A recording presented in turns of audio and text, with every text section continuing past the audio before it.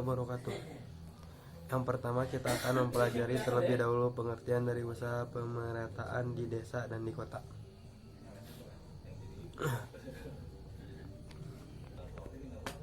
Usaha pemerataan pembangunan di desa dan di kota merupakan bagian dari pembangunan nasional.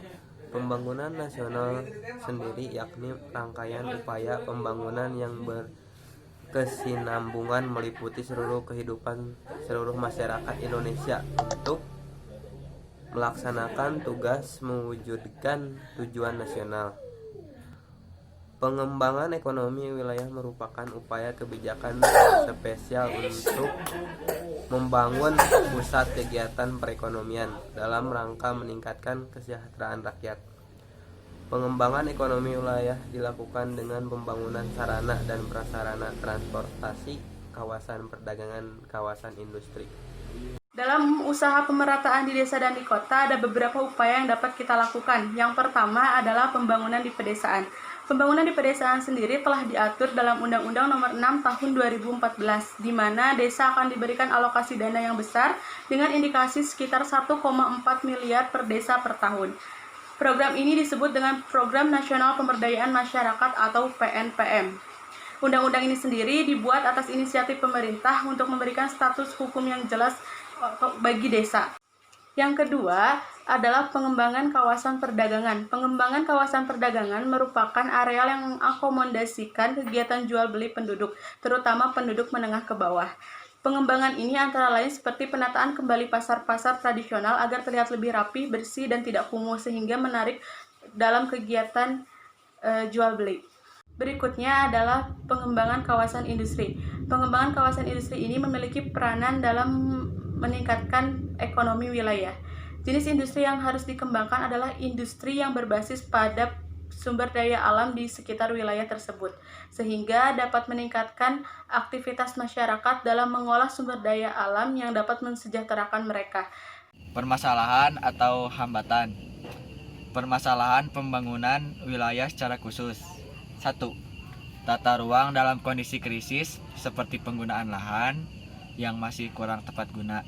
Hal ini dipengaruhi oleh pembangunan yang dilakukan tidak mengikuti rencana tata ruang, tidak mempertimbangkan keberlanjutan dan daya dukung lingkungan, serta ketentraman wilayah terhadap bencana alam. 2. Memunculkan urbanisasi yang tak terkendali. Contohnya, meluasnya perkembangan fisik di kawasan suburban, meningkatnya jumlah interaksi kota desa, dan terjadinya replesifikasi perubahan daerah rural menjadi urban. 3. Kota-kota metropolitan akan memunculkan dampak negatif seperti pemukiman kumuh dan tingkat kriminalitas tinggi. Contoh lain misalnya terjadi eksploitasi yang berlebihan terhadap sumber daya alam dan konversi lahan pertanian produktif secara terus-menerus. Dalam permasalahan pembangunan wilayah secara umum, ada 1. Masyarakat yang berada di wilayah tertinggal masih keterbatasan akses dan terisolasi dari wilayahnya. Yang kedua, banyak wilayah yang memiliki produk unggulan dan lokasi strategis belum dikembangkan secara optimal. Yang ketiga, wilayah keterbatasan yang memiliki sumber daya alam yang besar berpotensi akan sangat jauh tertinggal.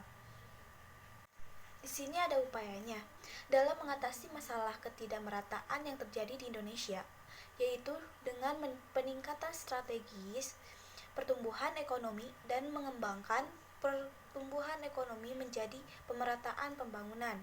Strategi ini merupakan pemikiran yang lebih diorientasikan pada investasi sumber daya manusia dalam proses pembangunan, dengan memperhatikan pada perencanaan dan pelaksanaan serta pengolahan proyek dan program untuk mewujudkan perubahan yang nyata dan bermakna di lingkungan masyarakat. Sekian yang bisa kami sampaikan.